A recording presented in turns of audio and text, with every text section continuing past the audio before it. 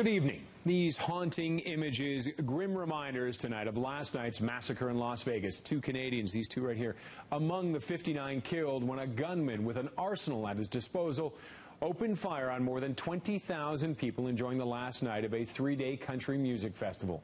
More than 500 were injured. Now tonight we're learning more about the alleged shooter, a 64-year-old wealthy retiree.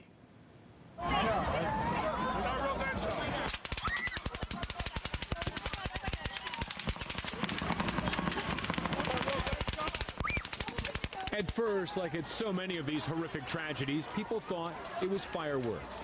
Then, as victims fell and headliner Jason Aldean dropped the mic and fled the stage, the horrific reality sank in.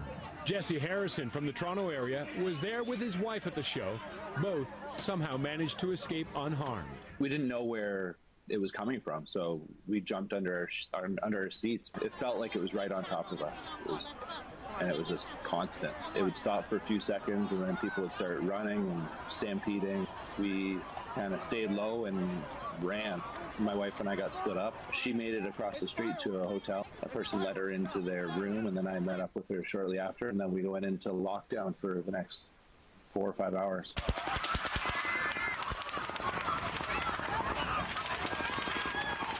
The gunfire had come from the 32nd floor of the Mandalay Bay Hotel across the Vegas Strip. Inside, 64-year-old Stephen Paddock had stockpiled an arsenal. 16 rifles, many of them turned into automatics, some with scopes and on tripods. A handgun as well. At his home in Mesquite, about 130 kilometers from Las Vegas, another 18 firearms, explosives, and thousands of rounds of ammunition. What police say they haven't found so far, though, is a motive. Police say Paddock shot himself as a SWAT team broke in the door. He doesn't even have parking tickets, probably. No religious affiliation, no political affiliation. Paddock's brother in Florida was at a loss to explain his brother's actions. Eric Paddock says his brother was an accountant who was a multimillionaire through real estate investments and, as far as he knew, had no financial difficulty. Paddock's companion, identified by police as Marilou Danley, has been located, and she is returning to the U.S. to talk to authorities. Police say Paddock had no criminal record, and they have dismissed claims by ISIS that he had converted to Islam. We have determined to this point no connection with an international terrorist group. No matter the motive, this horrific attack shattered the lives of hundreds of families, 2 of them Canadian. 2 victims tonight being identified as Jordan McEldoon of Surrey, BC, a heavy equipment mechanic who would have turned 24 in 4 days.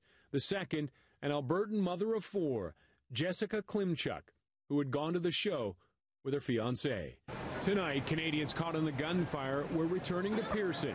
The events and even the heroics of so many still vividly etched in their minds. Just finding a place to hide, that's all we could do. We were laying in ditches.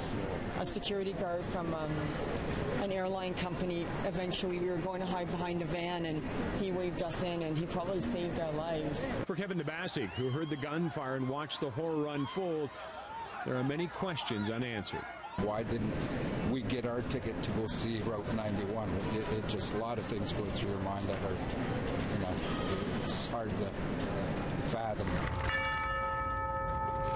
Tonight, President Donald Trump ordered flags to half-mast as he shared in his nation's grief and announced he would visit Las Vegas on Wednesday. It was an act of pure evil. And in a statement, Prime Minister Justin Trudeau saying Canada stands with Las Vegas and our American neighbors. He also says he spoke with President Trump to offer his condolences and our help.